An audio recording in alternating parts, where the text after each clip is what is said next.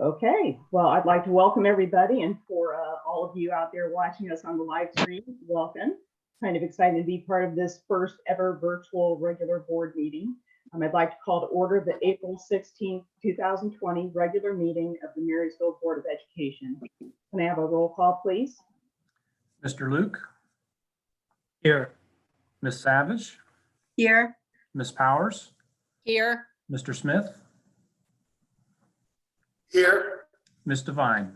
Here. And now if we could stand for the Pledge of Allegiance. There's going to be a flag. I pledge allegiance To the flag Of the United States of America. and to the republic for which it stands, one nation, under God, indivisible, Indivisible. with liberty and indivisible, justice for all. liberty and justice for all. Thank you.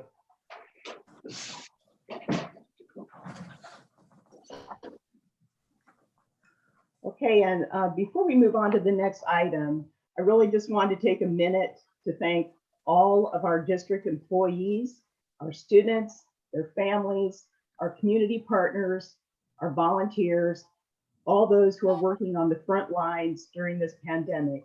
Thanks to the wonderful leadership of our superintendent and dedicated work from all of our employees, our district has responded to this crisis, just like our motto says, with collaboration, innovation, and inspiration. I'm sure every board member will be commenting at the end of the meeting, but I wanted to make sure we started our meeting acknowledging the amazing work that has been accomplished in such a challenging environment. We're so proud of our district. We're grateful for our staff, students, and their families in our community. So with that, let's move on to the first item. Accept a motion to approve our agenda. So moved. Motion by Ms. Sapp. Second, Is that a motion by Mrs. Powers? Yes. Okay, motion by Ms. Powers, second by Mr. Smith. Roll call. Ms. Powers? Yes. Mr. Smith? yes. Mr. Luke? Yes. Ms. Savage? Yes. Ms. Devine? Yes, motion carries. Next item is our employee of the month. So I would accept a motion to approve Marley Ophile as the employee of the month. So moved. Motion by Ms. Savage. Do we have a second? Second. Second by Ms. Powers. Ms. Allen, would you like to speak a little bit about Ms. Marley? Yes. Marley is nominated by her fellow employees and works at Northwood as a member of our food service department. And I'll read the comments submitted by her peers. Marley is a valuable employee for Marysville Schools. This past year, Marley started at Northwood Elementary Food Service Twitter account where she promotes attractive food and healthy choices. She does this by providing pictures of menu items and making it convenient for parents to know what their children are eating. Marley has received positive feedback from parents and staff. Northwood is currently the only cafeteria to offer Twitter in the food service department. This new year has presented a challenge to one of our head cooks. This coworker allowed me to provide the team with updates on her health as the news came out about her condition and the family having to drive to OSU daily. Marley stepped up and asked if it would be okay if she would take up donations for the family. The coworker was transferred to Marysville Rehab Center quicker than was expected, and Marley took that opportunity to visit and present her with the donations she gathered. These donations exceeded $150. The coworker was extremely touched by the kindness shown to her on that day. Marley has also taken upon herself to begin sending birthday cards to each person in our department. This too is a show of her thoughtfulness and kindness, something our world needs more of. Marley is approachable and an excellent listener and a communicator, and great communicator, and has never failed to address any ideas or concerns. Marysville Schools is fortunate to have Marley as an employee. She is a leader, hard worker, team player, and excellent communicator and listener. Yay. Thank you, Marley. How about a roll call? Ms. Savage, Yes. Ms. Powers, Yes. Mr. Luke, Yes. Mr. Smith, yes, Ms. Devine. Yes, motion carries. Thank you so much, Marley. Wish you were here so we could shake your hand and congratulate you in person, but we appreciate what you're doing. Next up is public participation. Mrs. Allen, did you receive any emails?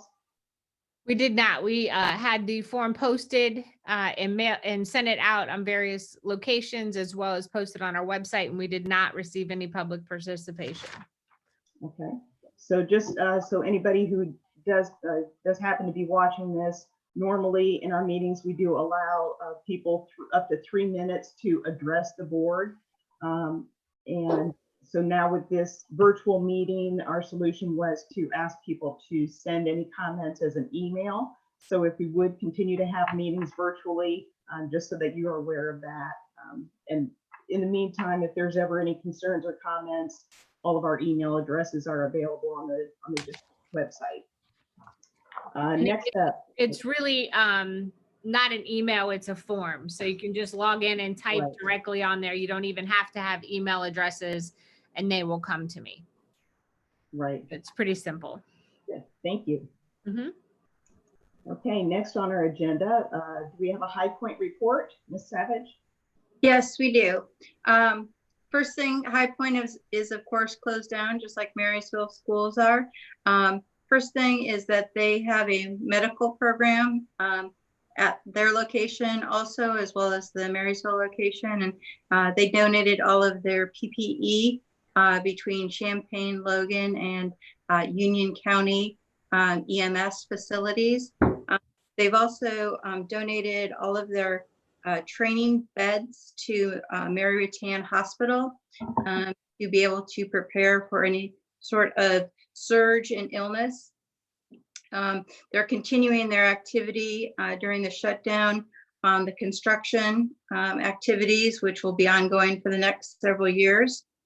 And then they have done a reach out program with their SRO and principal to contact students that they have lost contact with during this shutdown period.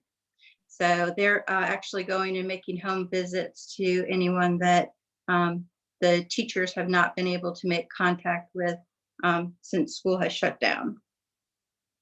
So that's it. Thank you. Thank you. Any questions or comments for Nan? Okay, thank you, Nan. Next up, Superintendent Report. Oops. You're muted. There you go. All right, have kind of a long list. Wanted to, first of all, I know I've continued to update all of you on our lunch program. I wanted to give a shout out to Crystal Armstrong and Ryan Walker for all their efforts in organizing such a significant undertaking. As you know, we have moved to a Tuesday delivery service with over 1,200 student names. Each one of the students receives 10 breakfast items and 10 lunch items for the week. And that number has continued to grow. This past week, we distributed over 12,040 meals. So thanks to food service staff, aides, transportation, administrators, everyone that goes towards making this happen for our students. It's been fun to watch that grow. The stadium project, I wanted to hit on that. I'm happy to announce that Drive Stadium at BMS is complete, and that Impact Stadium, we are down to wrap up and punch list items. Some people have even been in and out during this time. School have been closed to try to wrap up some of those remaining items. Next, I'll move on to remote learning. You know, I could not be more proud of the responsiveness of our staff. We were prepared before the announcement, quite honestly, so we could put things right into motion. I sent a communication that you were copied on. I believe it was about 2 weeks ago now, reminding staff that our charge really given to us by the governor is to provide a good faith effort.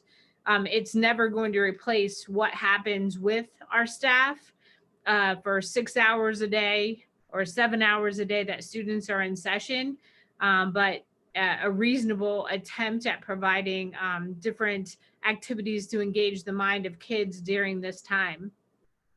Tomorrow, I did send to you last night a very large remote learning plan, which is responsive to the survey we sent out to parents. I believe that was last week, asking for their feedback.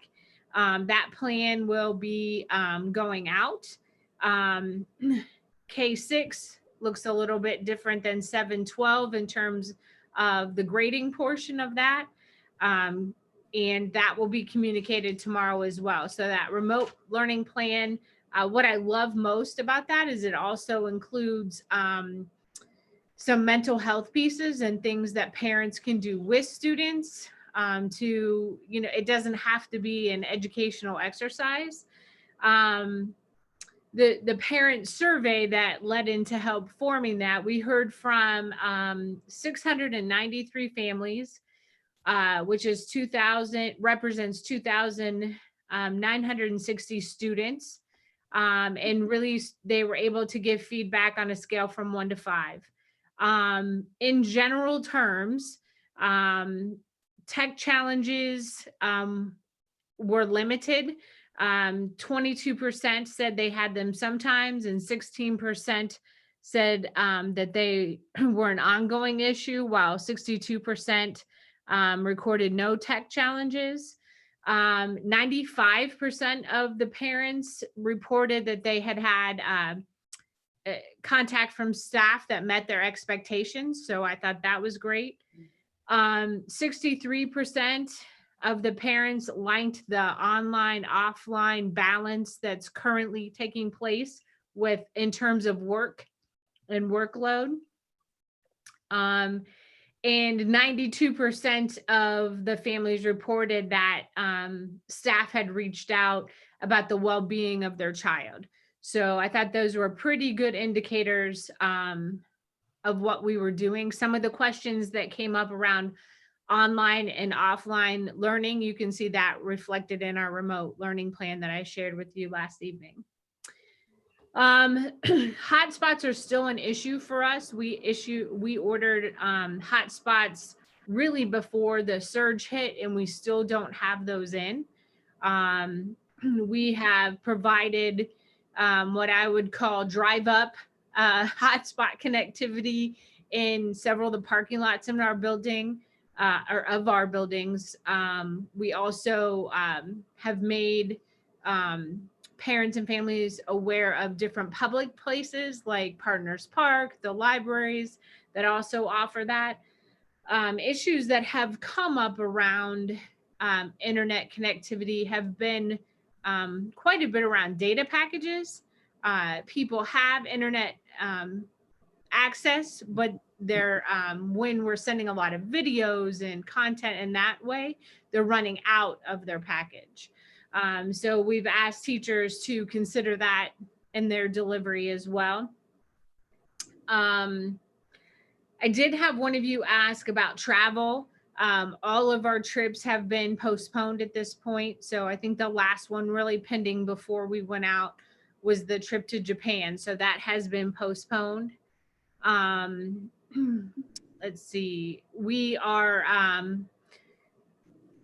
along with the remote learning plan and grading practices that are going out tomorrow to students and families, we are also going to announce that on February 23rd at 7 p.m., the class of 2020 will be recognized with a virtual graduation. We are working, that's in full swing now. We've been planning some things for a while, so that will be announced to them.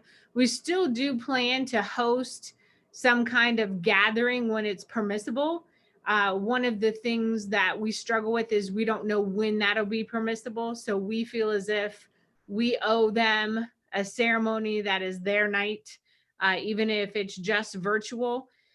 If we can get together in August after that or December after that, however that works out, we will do that. But we are going to honor them on a virtual graduation, regular graduation time and date. Can you repeat that date again, please? Yes, it's May 23rd at 7 p.m., which is regular graduation night. We will be reaching out to Mrs. Devine to make your statement on a video. And I did explain to them it might have to be self-recorded as they put the video together. So basically the video will all be put together and then released or dropped into YouTube at 7 p.m. that night. Okay. And how did you come up with this decision based on a conversation with seniors, families? Yeah, so we principals have been talking to senior families for quite some time. It is clear to us that they want to have a ceremony. They really want to be in our stadium. But what's not clear to us is when we can do that. And so in order to try to honor both of those, this is a starting place that we're going to offer to students and families until we can do a larger. We know that if we do something in August, if a mass gathering is allowed, which may be doubtful after listening to the governor today, a lot of students have made the choice to go into the military and would miss it. And we have students that might be, reporting for early to school for different reasons. So we wanted to create a situation where they could be a part of something, even if it was a virtual part, and then we'll plan a celebration of sorts whenever that can take place, maybe over winter break. It does sound like that could be some time because we are obviously waiting on a vaccine for those conditions. I hopefully you've seen several things going on honoring students. They've been doing a door decorating for the class of 2020. We've released social media frames with the school logo and class of 2020. Tomorrow, Joey Day will be dropping off any spring sport banners that were made and unable to really be used.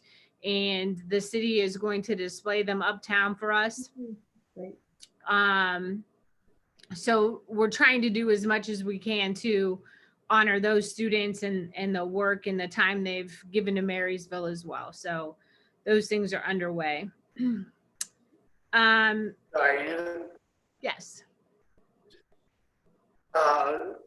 yesterday, Sue and I were part of a Ohio School Board Association town hall meeting, and honoring the seniors was one of the topics that was a part of the general discussion.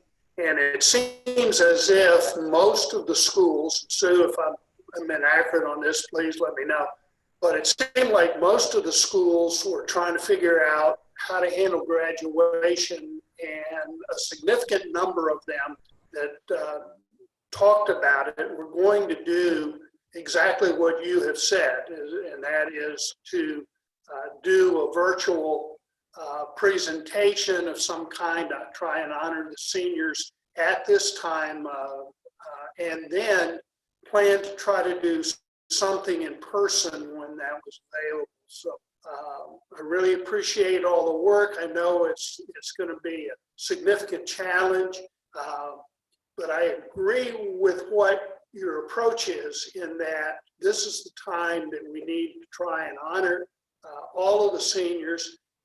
If it's postponed, we're going to miss people. Lives go on, and it's just going to be compounding the problem of trying to get people together. So thank you very much for working with the parents and the seniors to come up with a plan. I think that was an important component. And I think that's also a component that I see it, we heard about yesterday from the schools that were contacting either the leaders of the senior class or seniors to try to figure something out. I think that having the parents involved is really nice. So thank you very much, and good luck. Good luck to everybody who's going to be involved in this project, because it's going to be a significant challenge, and I have every confidence we'll get it pulled off. Yeah, make no mistake, we don't think it'll ever replace, Brian, I'll be right there. It'll ever replace that, what they expected to end their year, but we're going to do everything we can to make it as special as we can. Mr. Luke? I was just wondering what it was the governor said today that makes you think we might not be able to do a large gathering in August? Well, he was very clear when it came to things like football games and concerts and things of that nature, that they did not, that was so far off in the planning, and he could not conceptualize how that would even take place, because there were so many precautions that would have to take place, that when you brought that many people together, that was the problem. That was a more problematic situation than reopening a business, for example, where you could take temperatures and make sure people are wearing masks and things of that nature. As well as I do, our graduation, probably 3,000-4,000 people come. Some of them just come because it's Marysville graduation. They don't even have a family member as a part, which makes it really special, I think, as our community. But it's a lot of people to be responsible for when you add in, to me, the coronavirus element too. So if we can, we're going to have it in August. But I think what was really tearing at our hearts is we can't commit to a date. And we feel like we can still control May 23rd. That was their date, and we can control that and provide something. And then anything we can do above and beyond that's going to even be better. Let's see. I also wanted to let you know, as far as moving into next year, we're still moving forward. We're interviewing new teachers on Zoom. You have one of those on your agenda tonight, a new teacher. Scheduling for the buildings is underway.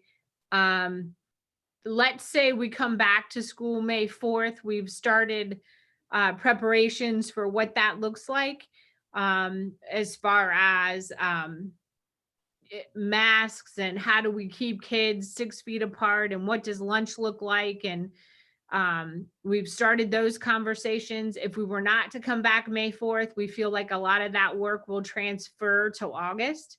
I don't have any plan to share with you as completed at this point. We're just going through those steps, ensuring we have hand sanitizer and thermometers and all of those pieces, and where do we get masks, and can we ask families to make masks. And so that is in the works currently. Todd and I have talked about refunds for kids who paid their spring sport fees, and for classes that are semesterized, because they only participated in half of that semester. So we'll be working on refunds once there's a decision on if school will resume or not. So that's in the works.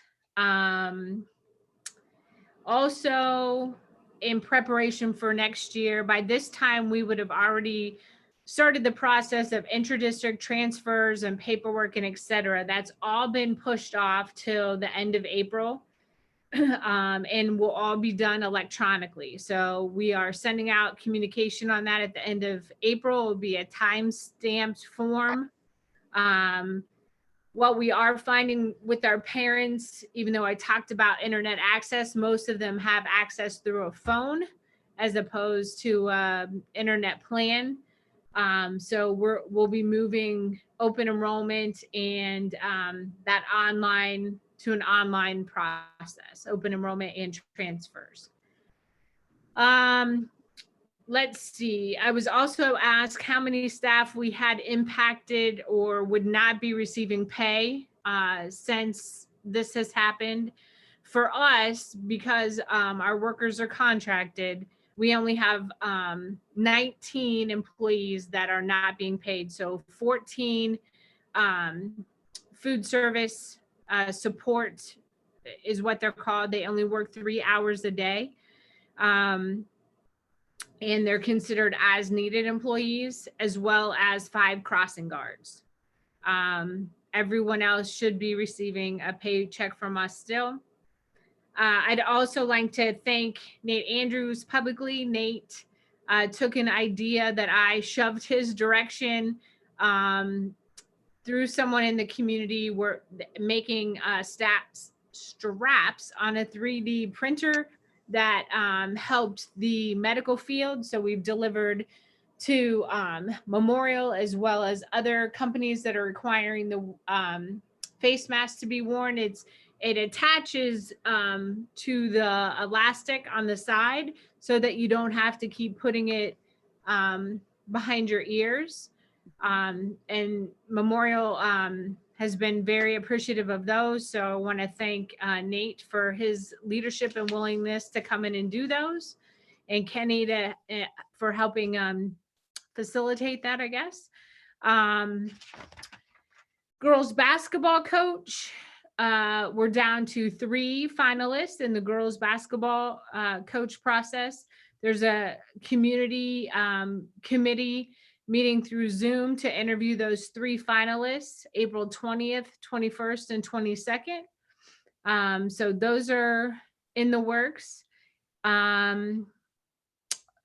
Also, the last time, if you met, we just completed redistricting. Those letters went out, and we did not have any response back from anyone to date on those changes. And also tomorrow, I should be getting the final information back, but we've worked with Marysville Police Department and the Sheriff's Office to locate kids that we have not connected with. So if there's a student that we have not heard from, we submitted those names, and we've organized Don's organized the SROs to do wellness checks. I explained to him, I'm not looking to get kids in trouble or make them feel like they're in trouble. More importantly, we want to make sure they're safe and see what we can do to support them so that we can re-engage with them. So that's been very successful. Actually, we've gotten a lot of great feedback and have been able to make a couple changes to get people the information they needed. So that's been positive. And I guess last but not least, just a reminder to everyone that all our buildings are closed, and that at this point, we're only asking essential employees to report. So if it's essential to your job is kind of how we've clarified that. So for example, you may see people in the payroll office as it's getting close to pay time. You may see Jeff and his team are working on a couple special projects in the district that were going to be done in the summer, but they felt like they had time to get it done before May 5th. But we are checking everyone's temperatures. We have hand sanitizer available, masks, and maintaining the 6-foot social distancing requirements as a routine procedure. We also have custodians and maintenance doing checks on the buildings on a regular schedule as well. And I think I'm finally done. Wow. I mean, Diane, that just, I'm almost speechless, you know. I mean, the amount of details in your report and just everything that has to be monitored and covered. I think it really highlights your leadership. It highlights the leadership of really everybody in the district, you know, from administrators to staff to janitors to support staff. So yeah, I'm really couldn't be happier with everything that's been taking place. It's just amazing. Thank you. Does anybody have any questions? I'm really excited that so much stuff is continuing. The lunch program particularly, it's nice to know that we're still supporting the kids and parents by providing meals. It's just absolutely incredible that we've got 1,200 kids that are getting meals from us, but I appreciate the fact that everybody that's asking for a meal for help is getting it, regardless of whether they were signed up for free and reduced lunches previously and so forth. All the work that's going on, all the things that you mentioned take a lot of planning, a lot of organization.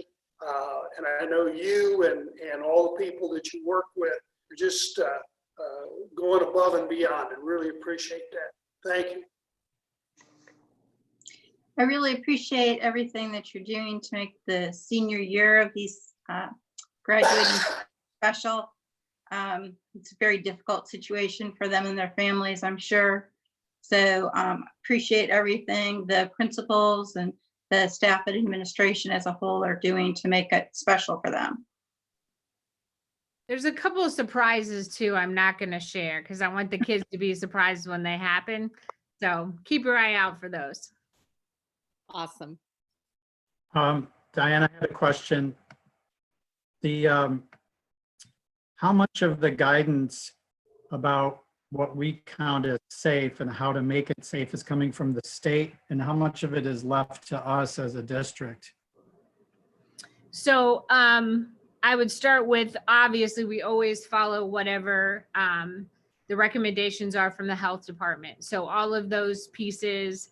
So we work directly with our school nurse. She helps us set up the platform for every entry point. So for example, when people come to work to put meals together, she has a table set up. She takes care of taking temperatures. There's gloves available, masks available. It's now like a little assembly line. We have tables set up ahead of time so they all maintain that distance. So if anyone's reporting to work, we follow those guidelines. That's the bottom line. So I guess some of that probably has we have a little bit of flexibility, but I don't know why we would be flexible right now, if that makes sense. Thank you. Mm-hmm. All right. Everybody good with that? Okay, then let's move on to the treasurer report. Mr. Johnson. Okay, thanks. First, I would note that our fiscal year 19 audit had been completed. I think I'd mentioned that previously, but we were recently told that we would receive the Auditor Estate Award again. So that'll be the third consecutive year receiving that award. So that was good news. I think you should be able to, there should be, I'm going to be presenting the 5-year forecast. So you should soon be seeing that on your screen. We typically, before we do the 5-year forecast for the board, we do a finance committee meeting. Due to the current circumstances, in lieu of an actual meeting, I did kind of an email to the finance committee last week, just going in great detail, what changes were in the forecast, giving them the forecast documents and giving them the opportunity to, make any comments or ask any questions. So we did that already. We did answer some questions, but I don't think there was any disagreements or, if anybody thought that the forecast should be changed or anything like that.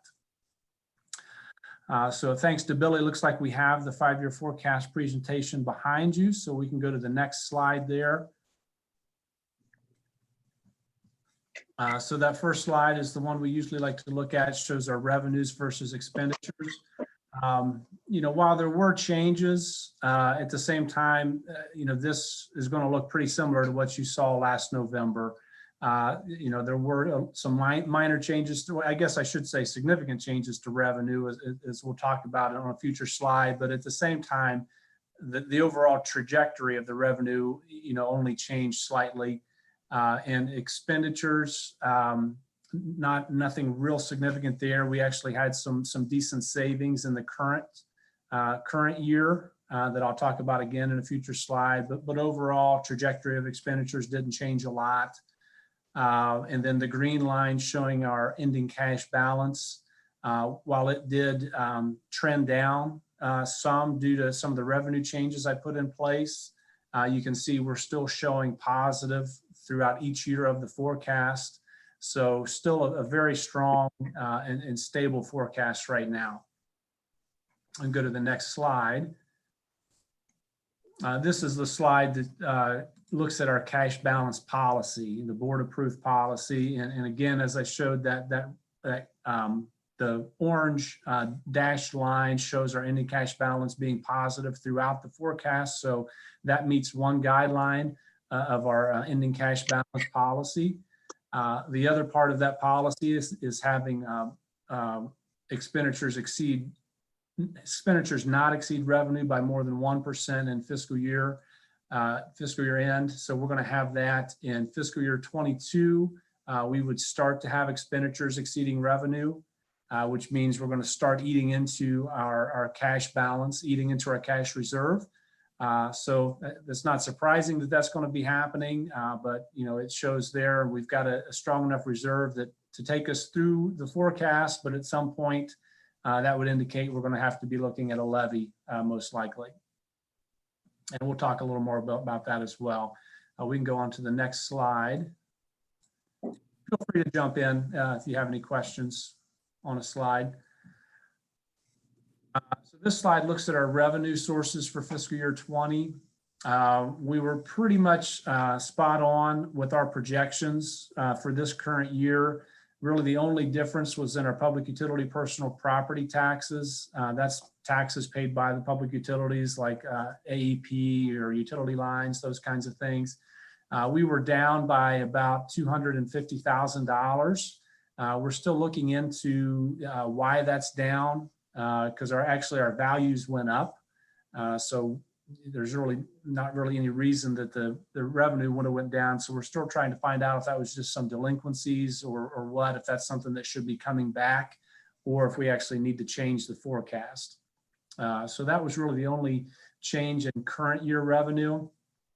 In the out years of revenue, we did make some significant changes with kind of already was in the works a little bit, but was very much sped up was our interest rates going down. They've really plummeted. Like Star Ohio dropped by, close to 70% compared to this time last year. So I've cut our interest rate projections in half for future years. So I think that's going to go down a good bit. There's a lot of talk, a lot of the state, the revenues, the tax revenues that the state receives turns around and funds our foundation revenues. Those revenues are being hit with the state sales tax going down, with the state lottery going down. You get the casinos tax revenue going down. So that in turn will end up most likely affecting our funding depending on how quickly they can get things turned around. So in the forecast, starting in fiscal year 21, I've assumed a 5% decrease in state revenue. Again, I think there's just so much speculation in that's really just kind of a placeholder for now. There's still, I would say, even a slight chance that our state revenue could even be cut this year. That's been discussed. I still think it's unlikely, but it's definitely possible. But I would say it's very likely that revenues would be cut next year. And to what extent, we don't know. Obviously, there's also future bienniums in this forecast. So whether that would be a one-year cut or a cut going forward, we don't know that yet as well.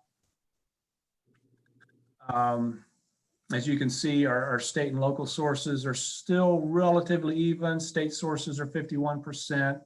I'm sorry, state sources are 48%, local are 51%. So it's still about half and half. This slide, I think, is going to be more and more important as we go. And I think the the gap is going to start getting wider and wider as local sources are going to have to be more and more relied upon. And I think the state funding is probably going to start to decline, whether it be because of a drop because of the lockdown, or just because of maybe a new foundation formula that is not as generous to our school.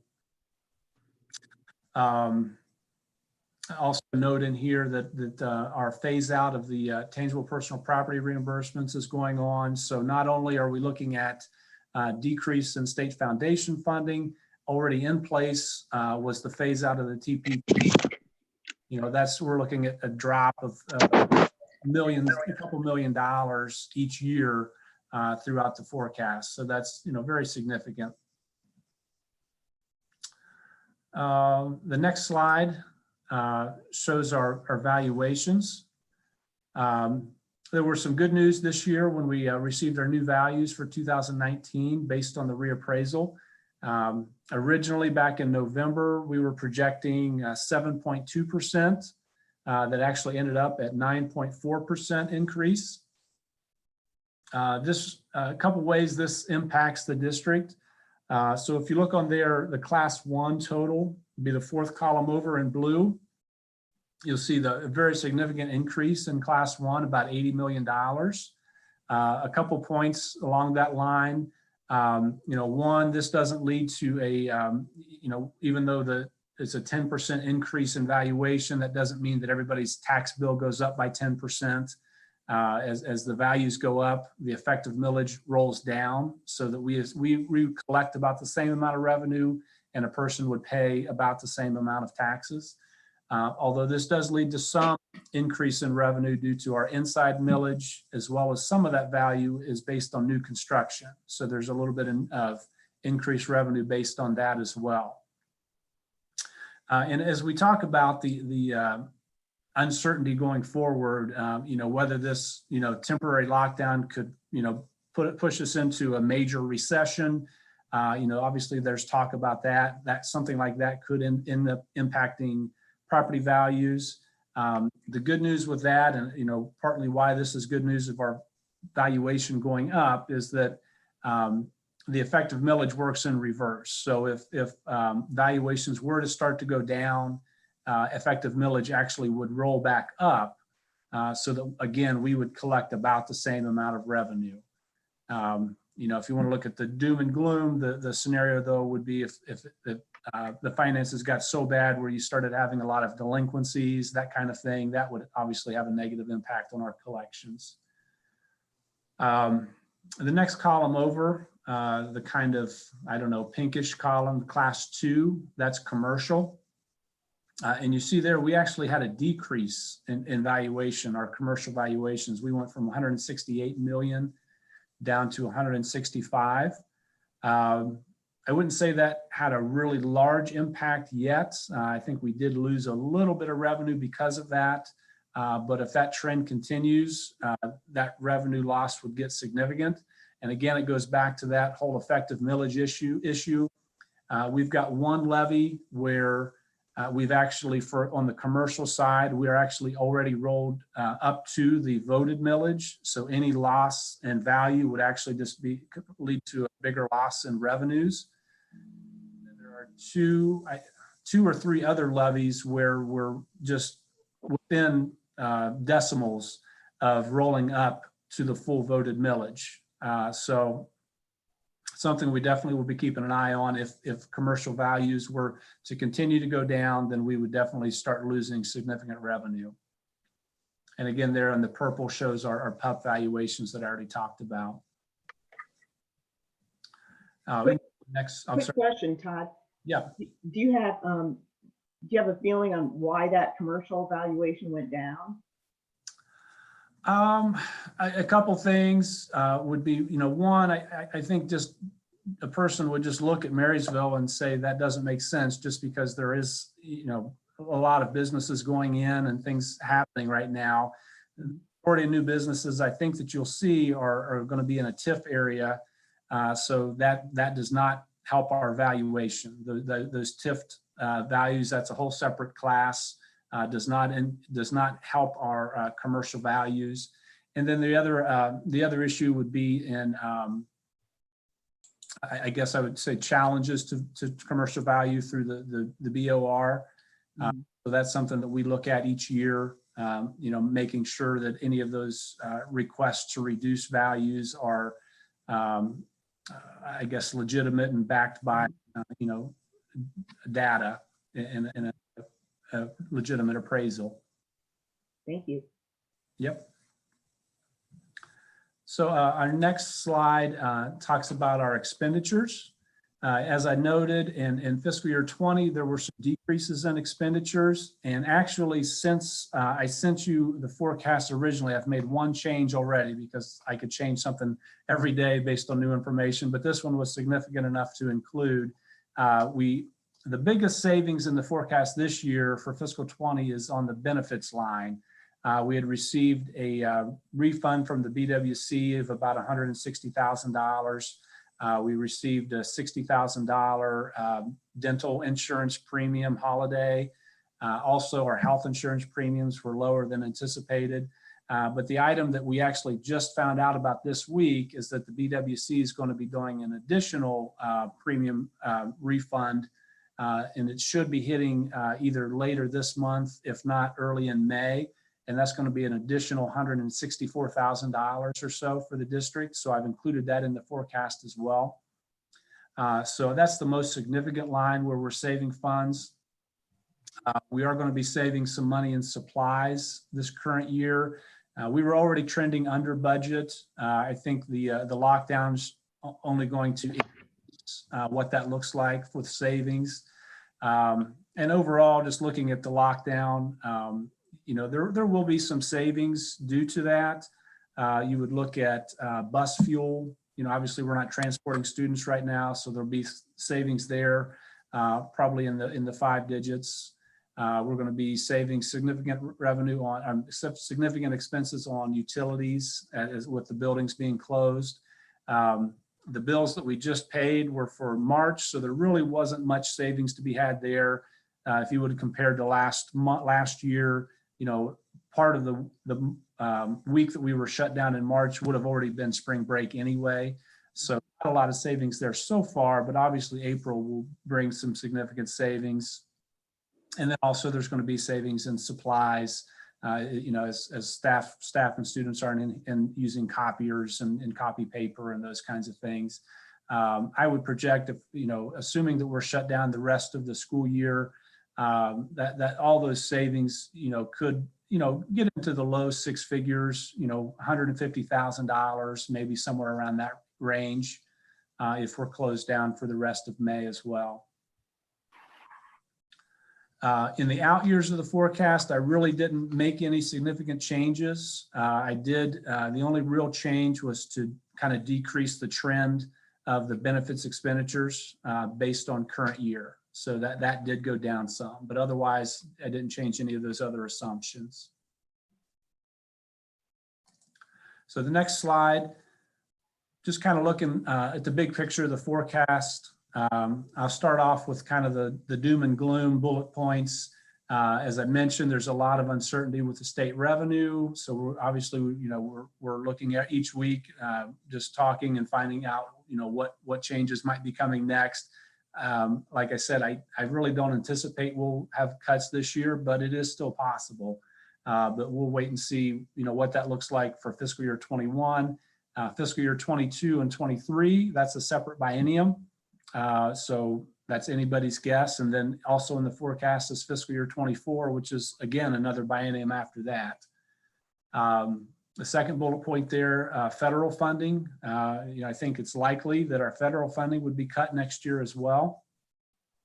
What that most likely means is that expenditures that would have been paid for out of those federal funds would have to move over to the general fund. The vast majority of our federal funds are spent on staffing. So that would be impacted. And then also we talked about the potential that a long-term recession could have on property values, property tax collections. I think we're fortunate that it shouldn't have a major immediate impact. But again, it just determines, I don't like to talk worst case scenario because I don't know how bad a worst case could be. But as it looks right now, it wouldn't look like the property tax revenue would be, you know, a major impact, but, you know, we'll just have to keep an eye on that. The last two bullet points are a little more on the bright side. As I said, you can see on that first slide when it shows we're positive throughout the forecast. We've got a very strong reserve right now, provides us the ability and the flexibility to, you know, make plans instead of making rash decisions.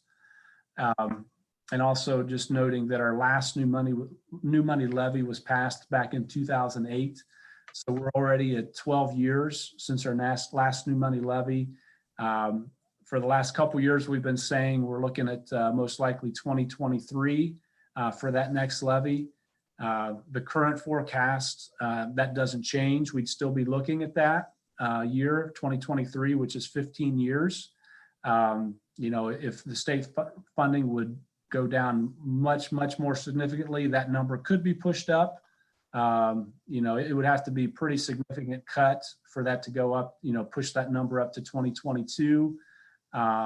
But, you know, I think that's, again, the good news of the forecast is that balance. We've got a pretty good cushion to absorb some of those cuts just so they don't get to be too drastic. That's it for me. Any questions? Yeah, Todd. Yeah, just really a comment.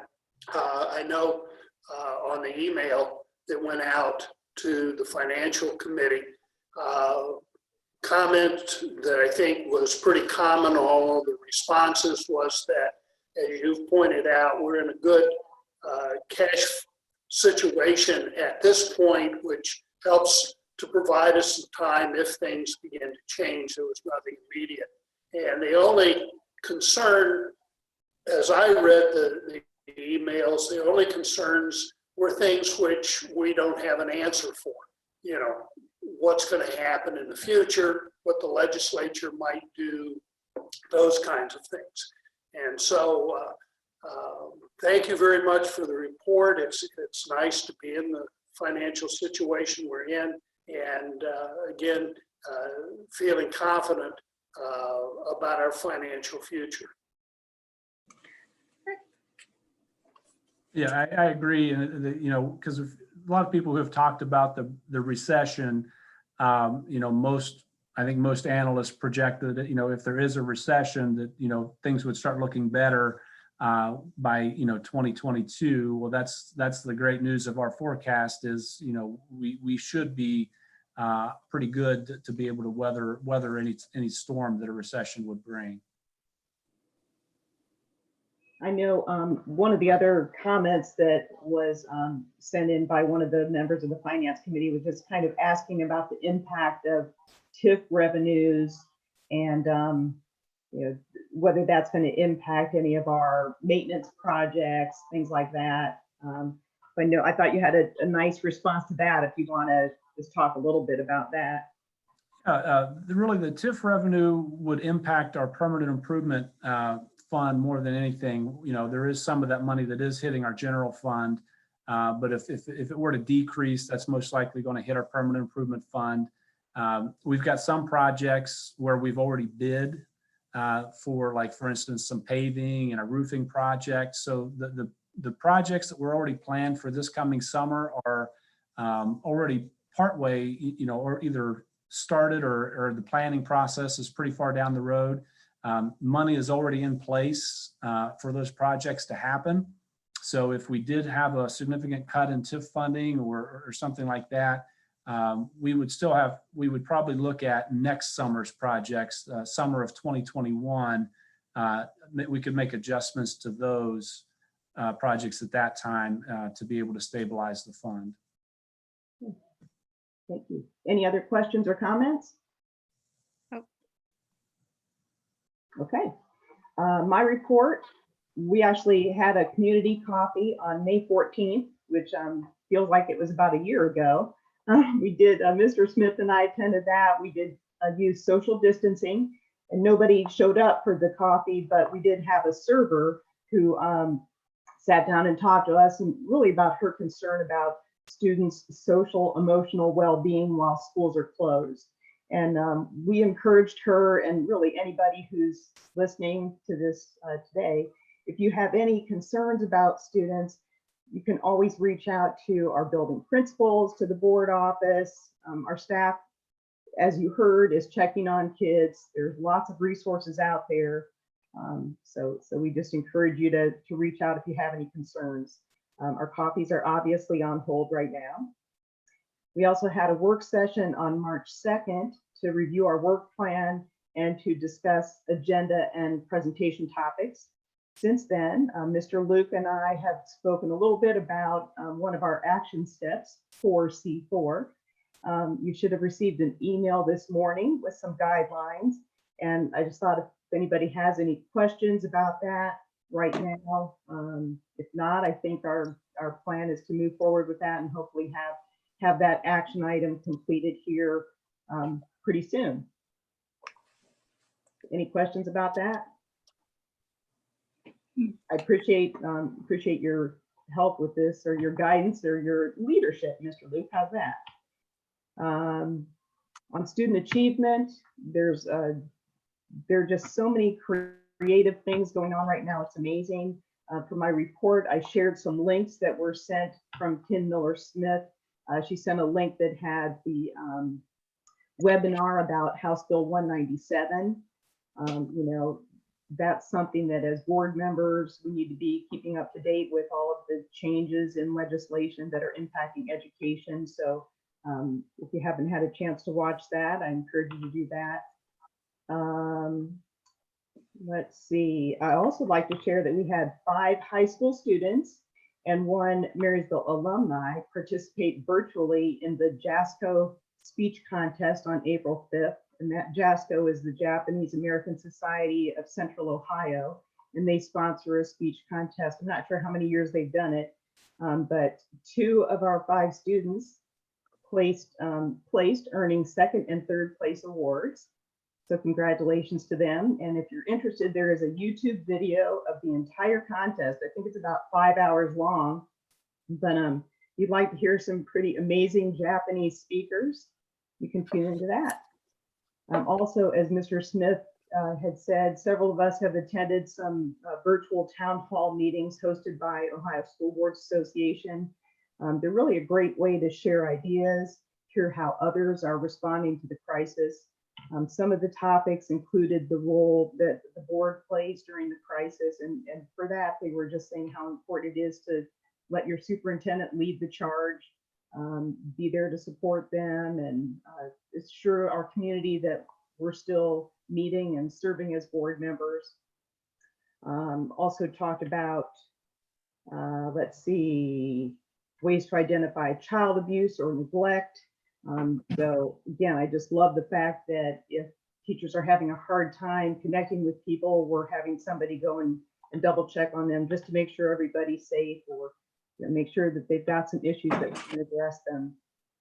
Another topic, as Mr. Smith said, was honoring our seniors. And so really, it's a great opportunity to network and share ideas. This morning, I attended a chamber meeting. And from that, just a reminder to everybody to complete your census, because that does impact federal dollars that come to Ohio. And the chamber is rolling out a new logo and motto: reconnect, rebuild, recover. They really highlighted the great work being done in our community and the collaboration between all parties. And finally, OSBA Business Honor Roll. So OSBA gives school boards an opportunity to recognize up to 4 businesses and special project partners. We've kind of chosen to do monthly building partner recognition. But if anybody would be interested in recognizing a business through OSBA, there is a form it's a pretty brief form that needs to be filled out. It's due tomorrow. And anybody that we would recognize would show up in the OSBA journal and be listed on their website as well. So I don't know if anyone feels strongly about trying to honor people both through OSBA as well as locally. I'd be happy to fill out that form and get it turned in tomorrow, or if we, want to stick with our local recognition, which obviously is on hold right now because we're not meeting as a group. They're not meeting in person, but I just wanted to throw that out there. So any comments about that? Well, Sue, I know I talked to you about that, and as we've kind of worked through that, I don't want to do anything that diminishes our local recognition. I really like having each building recognize their business partners and so forth. And I think that we have an opportunity in the fall. There's some other opportunities. So if we're making a choice, I think there's probably some things that would be more important and maybe a more significant recognition that we can do other than this. Okay. All right. Any other comments? I just want to say that we are very, very fortunate in Marysville to have so many businesses that have been willing to partner with our school districts in a number of ways. And I do appreciate the monthly each school recognizing someone. I think it gives it a very personal touch, and it helps build that relationship wider and broader with the local recognition. Yeah. I know I was thinking maybe, when we have our Good Apple Awards, I think we had talked about maybe the school board having our own specific Good Apple Award too. I know there's one from the board office, but maybe, that's something we could talk about and pick the business that maybe has stuck out the most, either from updates from Diane or just from our visits, things like that. It's a good idea. Okay, then that's it for my report. So Mr. Smith, legislative report. Hopefully you got a copy of the written report from me earlier today. There are a number of issues that are being covered in the state legislature. As mentioned, House Bill 197 was the bill that was chosen to try to address a lot of the questions and issues with the schools closing and so forth. And a lot of the questions that we had were answered in that bill. There are some questions, as I mentioned, with the ed choice and state report cards and territory shifts from one district to another that were included in House Bill 166 really are troublesome and we need to look at.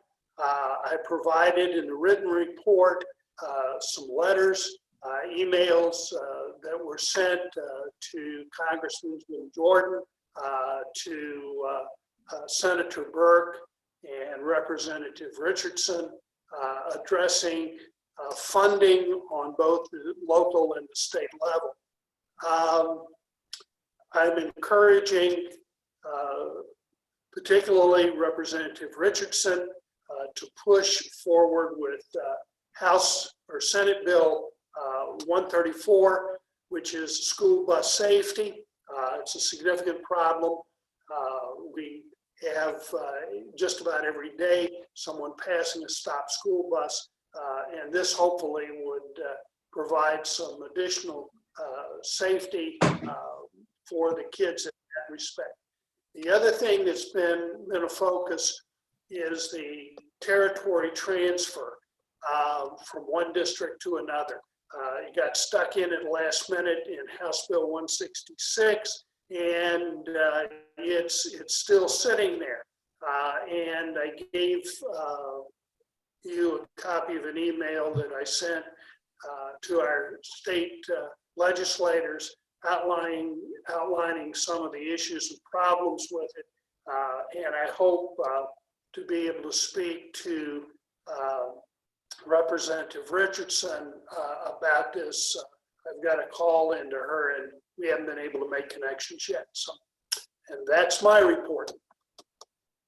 Any questions or comments? Thank you very much. Okay, next up, I believe, do we have a safety or drug committee report? No, Diane, they're not, or I'm sorry, Sue, they are not doing any meetings or anything right now. And I've not been notified of any virtual meetings as well. So I'm assuming everything's just on hold right now there because I haven't been notified personally or through my office. Okay, thank you. Mhm. Next, I would accept a motion to approve our draft minutes from 3 prior meetings, our regular meeting for for February, our March 2nd special meeting, and our March 20th special meeting. So moved. Motion by Ms. Savage, Second, second by Ms. Second. Powers. Any questions or comments? Okay, roll call, please. Ms. Savage, Yes. Ms. Powers, yes. Mr. Luke, Yes. Mr. Smith, Yes, Ms. Devine. Yes, motion carries. Next on our agenda, I would accept a motion to approve the treasurer CFO items. So moved.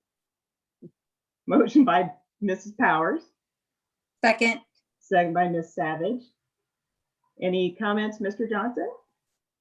So you have 2 months worth of financials, February and March. Really already talked about the cash flow when doing the 5-year forecast, so I won't get into that unless you have any questions. There also would be 2 months worth of appropriations updates. The significant one in there is an increase in the permanent improvement fund appropriations, and that again is for projects for this coming summer that were already part of the PI forecast. Okay. If there are no questions or comments, we'll have a roll call, please. Ms. Powers, Yes. Ms. Savage, Yes. Mr. Luke, Yes. Mr. Smith, yes, Ms. Devine. Yes, motion carries.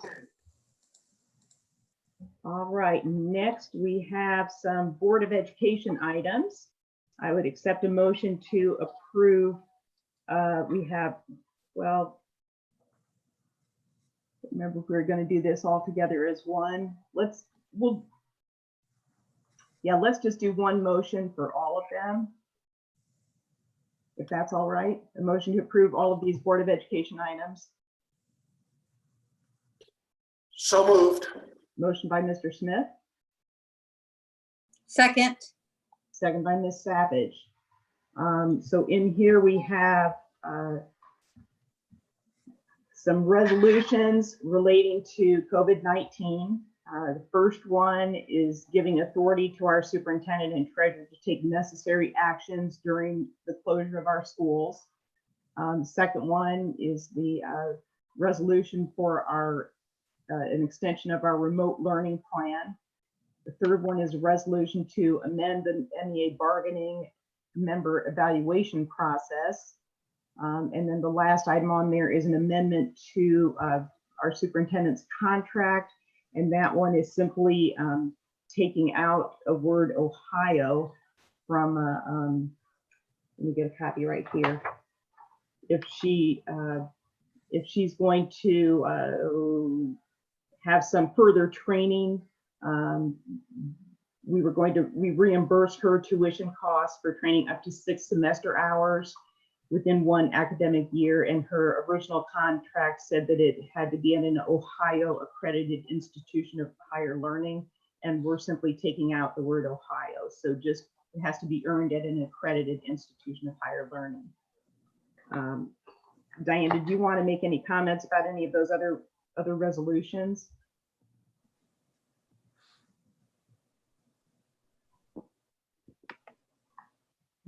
Does anybody have any questions about those resolutions? You were muted, Diane. Oh, did you have a comment, Diane? Yep, sorry about that. Okay. I was just talking away. Thought you were kind of quiet. We worked with the union to, develop the remote learning and the evaluation. In essence, obviously with the year being cut short, we didn't have the ability to finish everyone's evaluation. But in essence, if you were completed, your principal can meet with you and do your final review and you're done. If your evaluation was not completed, you roll over to next year, I think is the most important part of that. But great to have a strong working relationship with the union in order to come to a solution on that. Yeah. and So I have a couple of questions. Okay. So Diane, if we get back in the buildings in May, is the last day of the school year still the same? Yes. Okay. The other question I had was, in one of the resolutions, it mentioned students without access to computer or internet Mm-hmm. are permitted to complete the posted lessons in an alternative manner. Mm-hmm. So I know you were talking about this a little bit earlier. How many students are in that boat? So I'm going off requests for hotspots. Let me go back to that page. We had 60 requests for hotspots, but in the meanwhile, students have been given hard copies. So Okay. depending on the grade level, again, it's all worked a little bit differently. And we are looking at maybe even having some pickup locations outside of the building for kids moving forward. But we've been able to provide alternative ways. Really what that speaks to, if you remember with our Blizzard bags, kids have 2 weeks to turn them back or turn stuff in once they return. And the way the legislation is written is your new policy has to mirror that language. So students would have, in essence, 2 weeks to turn in assignments once they returned. Okay. And I know you made that comment kind of going back to the relationship that we have with the union. And I know if this meeting would have been like a typical meeting, frequently we have either both or one of the co-presidents of the union there. And it's my understanding that they have shared maybe that they're going to share a video that talks a little bit to the collaboration and the relationship that they have with administration. And I know later when we get to the superintendent items, there's a couple of other things in there that I think really reflect that strong relationship that you have between them. And as a board, we obviously really appreciate the fact that you have that great relationship. So good to hear, good to know. Any other questions or comments about those resolutions? Then roll call, please. Mr. Smith, Yes. Ms. Savage, Yes. Mr. Luke, Yes. Ms. Powers, Yes. Ms. Devine. Yes, motion carries. Next, I would accept a motion to approve a one-year certified contract to Paul Devine for the year 2021. So moved. Motion by Mr. Smith, Second. second by Ms. Powers. Roll call. Mr. Smith, Yes. Ms. Powers, Yes. Mr. Luke, Yes. Ms. Savage, Yes. Ms. Devine. Abstain. Motion carries. Next, I would accept a motion to approve a 3-year administrative contract to Thomas Powers, Director of Technology, to start 2021. So moved. So moved. Ms. Savage beat you out there, Mr. Smith. We have a motion from Ms. Savage. Do we have a second? Second. Second by Mr. Smith. Roll call, It's please. that internet out in the country. I know, it's a delayed response. Yeah. It takes a while for my answer to get there. So Roll call, please. Ms. Savage, Yes. Mr. Smith, Yes, Mr. Luke, Yes. Ms. Powers, Abstain. Ms. Devine. Yes, motion carries. Next, I would accept a motion to approve Nan Savage as a 1920 volunteer for the school district and to approve a one-year contract for Emily Savage, teacher, for the 2021 school year. So moved. Motion by Ms. Powers, Second. second by Mr. Luke. Roll call, please. Ms. Powers, Yes. Mr. Luke, Yes. Ms. Savage, Abstain. Mr. Smith, yes, Ms. Devine. Yes, motion carries. Next on our agenda, I would accept the motion to approve our superintendent items. So moved. Motion by Ms. Powers, Second. second by Ms. Savage. Ms. Fallon, All right, so you have a MOU with the union to transition some positions that have been considered club into coaching positions in varsity sports, lacrosse, bowling, gymnastics. We've talked about these years before.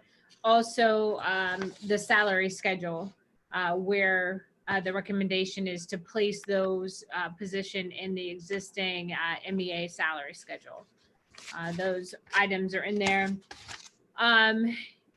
Also, there's a substitute another hourly rate sheet with some changes denoted on there. I also, in the HR items, wanted to wish Luann Freisinger well. She did submit her letter of retirement, so certainly I know she's been here for quite some time and active with our students and a positive influence on children. And I know she won't be far away, so hopefully can still reach out to her as a resource for our community, and certainly wanted to wish her well. Also, you will see the resignation of Amy McGlenn from Mill Valley. She's interested in a later agenda item, is going back as a coach at Northwood Elementary School. And then you're going to see a long list of contracts for staff and admin. It's that time of year. Additionally, we have first read of policies as well. And I think Todd mentioned earlier, we had some projects already in the works. There's a resolution for asphalt and for roofing included in my section as well. okay. And I would comment on those policies. There are actually two policies that that we will be voting on. It's the second read You're right. of Sorry yeah. about that. Yep, but then there's of the other 11 policies, it's a first read, and of note in there is one brand new policy regarding graduation plans, and that's a result of some new legislation that required schools to draft this policy and come up with plans. Right. Yeah. I apologize. The first two, the agenda format and prep, are up for approval. Right. Okay.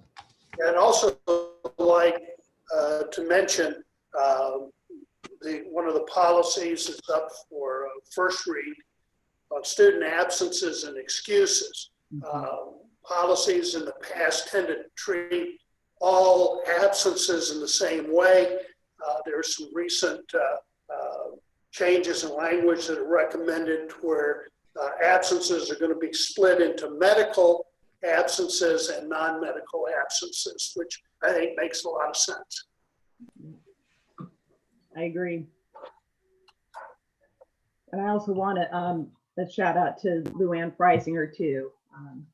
Like you said, she's been in the district for quite a while, and she's impacted so many students. And I know she's involved in a variety of things in our community. So we appreciate everything she's done for Marysville, and I'm sure she will look forward to a fun retirement. I think it's always an interesting time when someone like Luann decides to retire. It's nice to know that she's going to be moving to retirement, be able to do the things that she wants to do, but it certainly is a significant loss to our district. She's a great person, a great teacher, and has been a mentor to a lot of teachers in our district. Any other questions or comments? Okay, roll call, please. Ms. Powers, Yes. Ms. Savage, Yes. Mr. Luke, Yes. Mr. Smith, Yes, Ms. Devine. Yes, motion carries. And we are now to the comments and questions from board members. So I'll start with you, Mr. Smith. well, thank you very much. I had a couple of things that I wanted to talk to. We voted on Tom Powers, a contract for him, and he and the entire tech department have been doing just an absolutely incredible job. We're relying more and more on technology, providing the platforms for teachers, providing the instruction and guidance, providing the wherewithal, whatever it happens to be that students need. They have done an amazing job, and he's provided very necessary and important leadership in getting that taken care of. So I wanted to mention that.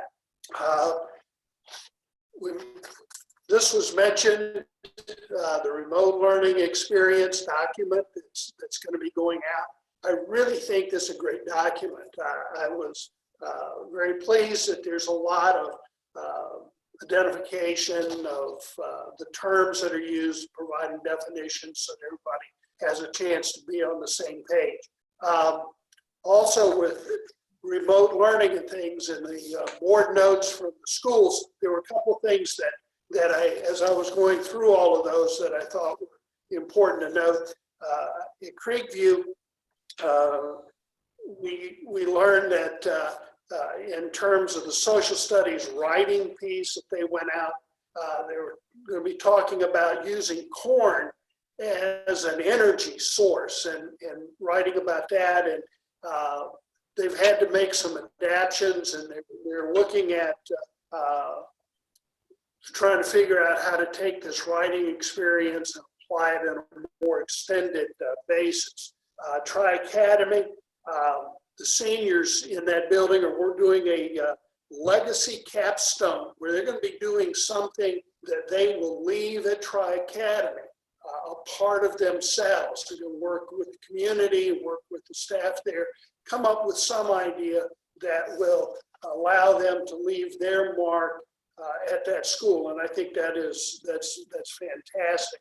And at Triad,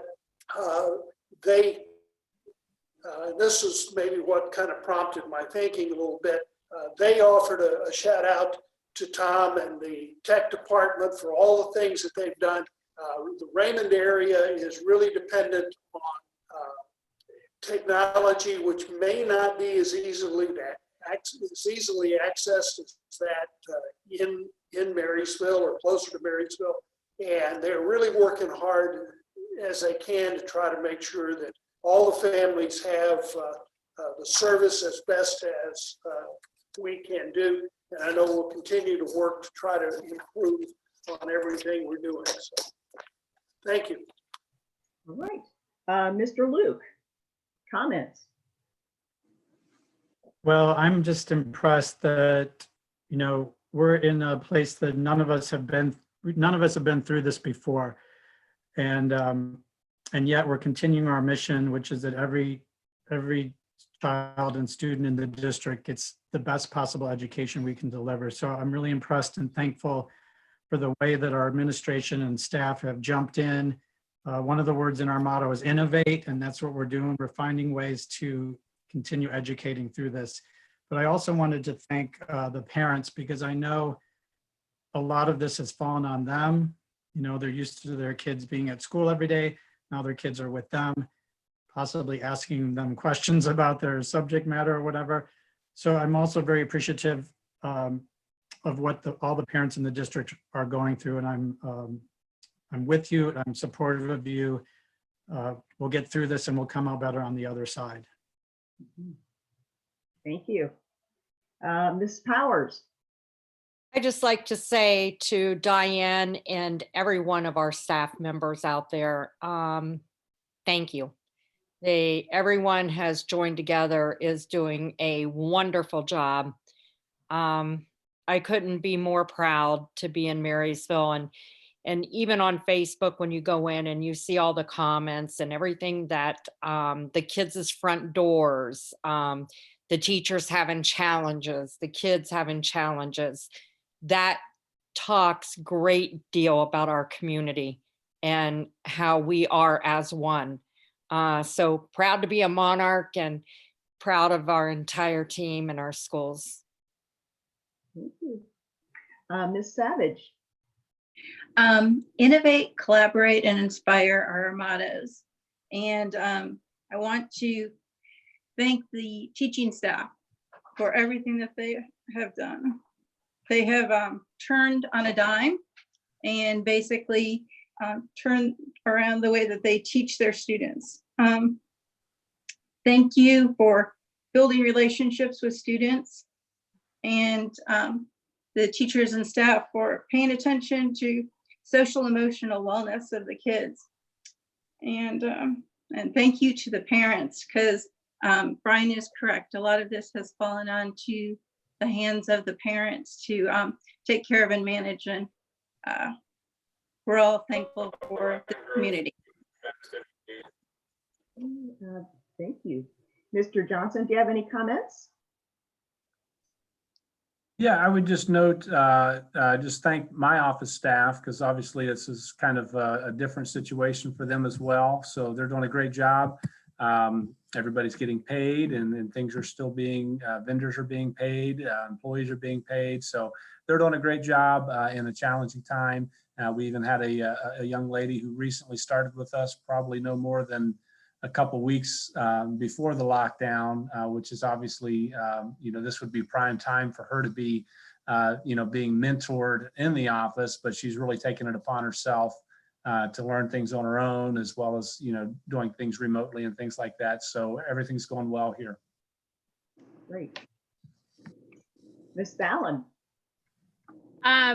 So I think everyone has done an amazing job in less than ideal circumstances. The stories of, Mrs. Bowserman checking in on her alt K kids and dropping by their house and giving them a little gift, and the tears of the kids and the parents, and story after story of teachers and community members reading to students, so students have someone to read to them. I mean, it's not a great situation, but I think it is another definition, if you will, of our community. It just helps reemphasize what's great about being here. Next week, our two senior leaders from the pit are kicking off a mental health wellness week. So if you saw our Spirit Week a couple weeks ago, they're going to be doing some things around mental health. I think Monday starts with giving a positive note or a positive shout out to someone that you might think needs it in a very positive way. So I would encourage the board to participate in that. I think it's a great way. We see a lot of people doing it beyond just our school family. So we'll post those out probably Friday and get that started. So kudos to all of them as well. So it's we'll keep doing what we're doing. We'll keep trying to get better at what we're doing. And And it's really a surreal way to do school at this point. So, keep everyone in your hearts and minds, because I know while we're social distancing, we don't want to lose our social connection, and reach out to teachers or people that are struggling. I think maintaining those relationships is only going to get more important as we move forward. Yeah, couldn't agree more. All right, well, I know as I was reading through those building notes, it just made me realize how much I can't wait to visit buildings again. So I think we'll all be happy to do that. On another note, just kind of a reminder to request your primary ballot if you haven't voted yet. So ballots need to be postmarked by April 27th, and they'll be counted on April 28th. And really, I think, just listening to all these comments here, there's always a positive in every situation. Think about how we've all learned some new technology, because I doubt if any of us had heard of Zoom before this. We've also been reminded of the importance and the value of face-to-face contact. With the elimination of so many activities, families have the opportunity to enjoy dinner together and play games together and reach out to some people that they haven't talked to in a while. I know I talked to one of my best friends from high school that I probably hadn't talked to for about 10 or 15 years. So as we return to whatever that new normal is, I hope we don't forget some of these things that we're learning. And then I also want to thank Billy for hosting our meeting today, and the entire IT department. You guys are doing an incredible job. And thanks to all of our staff. Stay safe. We're in this together. And like I said, always feel free to contact us if you have any questions or you just want to talk to somebody. So with that, I would accept the motion to adjourn. And So one, moved. one thing, if I can, I got a message from Diane. It's a video from the MEA co-presidents. Was that intended to be part of this meeting? That I had referenced that we should be receiving that, but apparently that video cannot be shown on this platform. So it is available for the board to see that, and perhaps we can reference it next month as well at our meeting. Thank you for asking that. You lose the audio, and we didn't realize that on a Zoom when you play a video. So. Okay. Yep. All right. Thank you very much. Okay. I would So now. I move we adjourn. Pardon? What was that? I move we adjourn. All right. We have a motion to adjourn. Do I have a second? Second. Is that for Mrs. Powers, I believe? Okay. Yes. Roll call. Mr. Smith, Yes. Ms. Powers, Yes. Mr. Luke, Yes. Ms. Savage, Yes. Ms. Devine. Yes. Meeting is adjourned at 5:37. Thank you. Thank you. Thank you all. Bye. Bye-bye. Stay well.